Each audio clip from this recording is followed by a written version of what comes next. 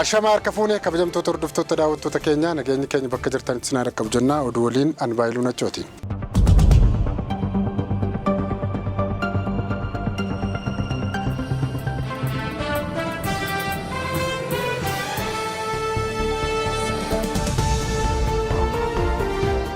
Israa'el baatii eeblarraa kaasuun koolugaltoota Itoophiyaa 8,000 ol biyyaa baasuuf akka jirtu dhaga'ame. Israa'el koolugaltoota lammiilee Itoophiyaa ta'an adamsuu jalqabdeetti. Eeblarraa kaasuun lammiilee Itoophiyaa 8,000 ol biyyaa baasuuf karoorfattee jedhameera. Akkasumas Israa'el eebla dhufuu kana lammiilee Itoophiyaa biyyaa keessaa baasuun yoo didan humnaan qabdee gara biyyaatti deebisuuf karoora qabdi jedha Middle East Monitor waldaalee siivikii biyyattii wabeeffachuun. Gabaasni kun dabaluun biiroon bulchiinsa uummataa fi immigireeshinii Israa'el eeblarraa kaasee murtee mootummaan biyyattii amajjii 2024 dabarse hojiirra oolchuuf hojjetaa jira jedheera. Dhaabbileen mirga namoomaaf falman mana murtii waliigalaa Israa'elitti oliyyatanii kan turan yoo ta'u manni murtiis ejjennoo mootummaa kana tursee ture. Garuu dhiyeenya mootummaan Israa'el akka murtee kan hojiirra oolchuu manni murtichaa karaa kenneera. Gilad Pilaamboo miidiyaalee Middle Eastiif taatee kanaan lammiileen Itoophiyaa 8,000 ol Israa'el irraa ari'amuuf akka adda baafamanii jiran himeera. Kanaan isaan ga'oonni namoota dubbii kakaasan jedhaman to'ataa akka jirudha kan dhaga'ame.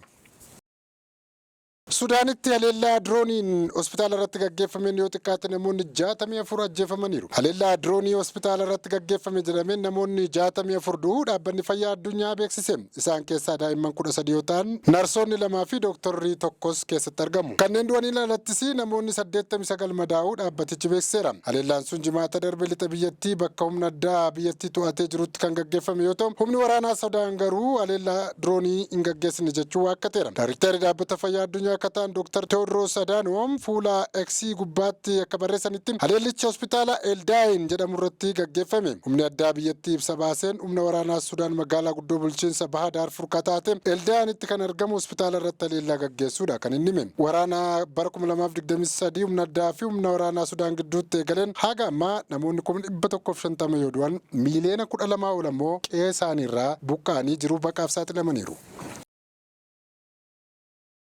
Qaataritti helikoptarri waraanaa kufuun lubbuun namoota 7 galaafate. Qaataritti helikoptarri waraanaa kufuun lubbuun namoota 7 darbeera jedha poolisiin biyyattii. Helikoptarri sun hojii idileerra osoo jirtu rakkoo teknikaan kufuu ministeerri ittisaa biyyattii beeksiseera. Namoonni helikoptaricha keessa tooraan 7 du'uu isaanii ministeerichi ibsu Aljeeziraatu gabaase. Helikoptara kana keessa lammiilee Turkiyee ta'an namoonni siivilii 3 fi loltuun 1 akka turan ministeeronni biyyoota lameen ibsaniiru. Ka'umsa balichaaf maal akka ta'e qorannoon dabalataa akka gaggeeffamaa jiru kan poolisiin biyyattii hime.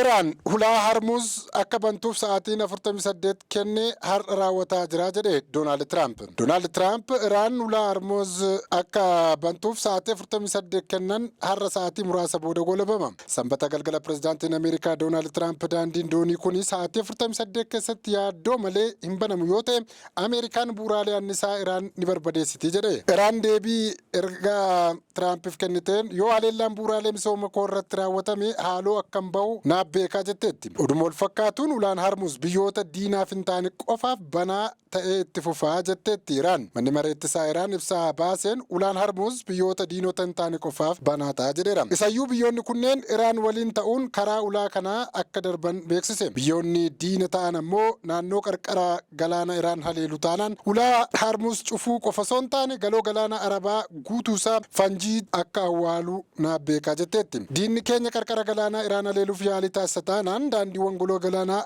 Arabaa yookaan Pershiyaa fanjiidhaan kiyyeessina jechuun ibsa baase manni maree Iraan yeroo ammaa qaama bulchiinsa olaanaa Iraan ta'e. Tiraamp kaleessa Iraan sa'aatii 24 keessatti ulaa Hormuz hin bantu taanaan bu'uuraalee annisaa fi ibsaa Iraan guutummaatti akka manca'u akeekkachiisanii turan. Iraan garuu deebii har'a kenniteen ulaan Hormuz kan banamu biyyoota diinaaf hin taane qofaafidha jedhaniiru.